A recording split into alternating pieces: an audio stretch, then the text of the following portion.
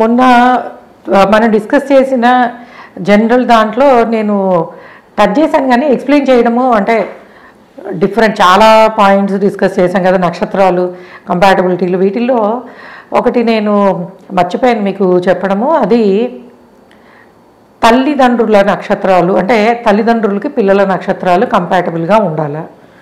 So విపత్తారో నైదనతారో ఇంకోటో అయితే ప్రమాదాలు జరిగిపోతాయా అనేది. ఏం ప్రమాదాలు జరగవు. ఫస్ట్ థింగ్, నక్షత్రాలు కంపాటబిలిటీ చూడాల్సినది రక్త సంబంధం లేని వాళ్ళకి.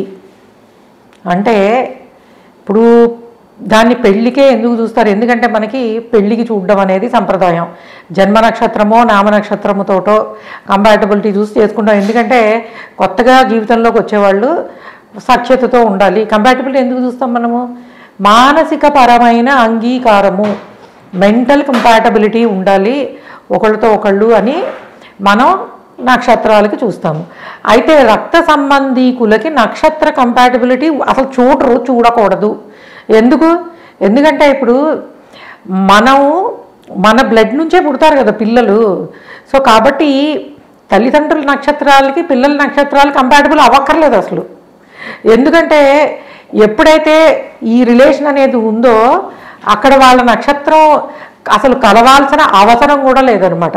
మీకు ఇంకా చెప్పాలంటే మనకి ఒక 1-2 జనరేషన్స్ బిఫోరు బావామర్దళ్ళకి కానీ మేనరికంలో మేనగోడలు మావయ్య ఈ రిలేషన్స్లో కూడా చూసేవాళ్ళు కాదు.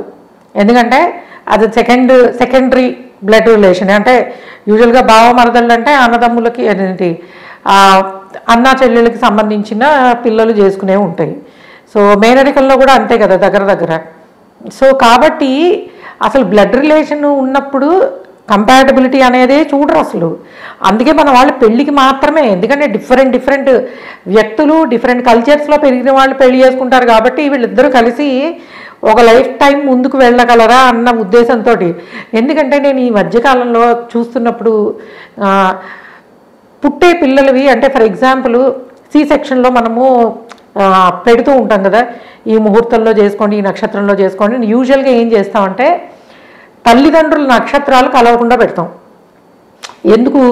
ఒకే నక్షత్రం పెట్టినప్పుడు ఏలినాటి శనులు ఇలాంటివన్నీ ఒకేసారి వస్తాయి కాబట్టి, అంటే గోచారం మొత్తము రాశి నక్షత్రాన్ని బట్టి జరుగుతుంది కాబట్టి అవి అవాయిడ్ చేసేలాగా.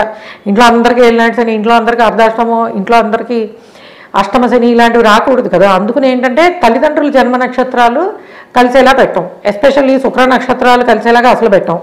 అంటే భరణి